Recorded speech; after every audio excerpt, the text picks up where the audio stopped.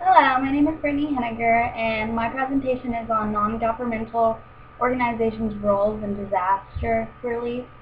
Non-governmental organizations, also known as NGOs, their main role during disaster is to help assist and aid the government and the government's response during the disaster.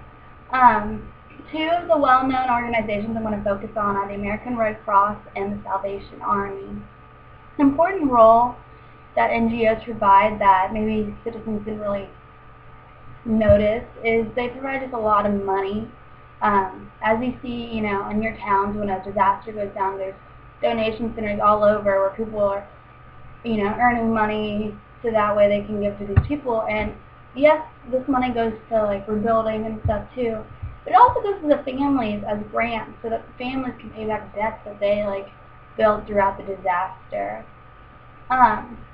These organizations, they kind of follow the same pattern as the government does when it comes to, disaster planning and, on-site relief and long-term relief and all those. Whereas, the Red Cross, they prepare the citizens by, holding CPR classes and having blood drives and, all those first aid things they can do to prepare a citizen.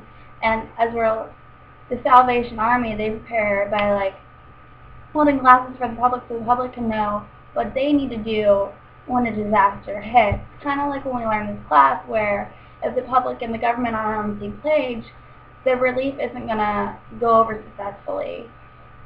And so, when they provide these classes, the citizens can know what they need to do and what they're expected to do when the disaster hits.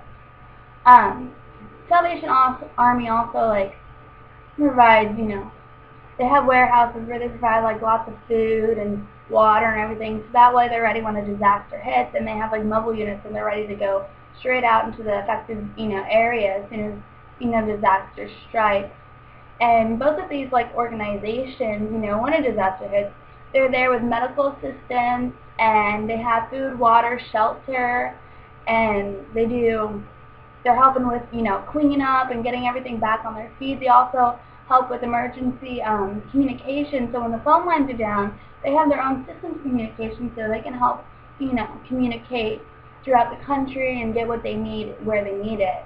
And they also help with long-term recovery by they set up warehouses in the affected area where they can produce the products they need to build right there, as well as help with money and everything to help the citizens get on their way.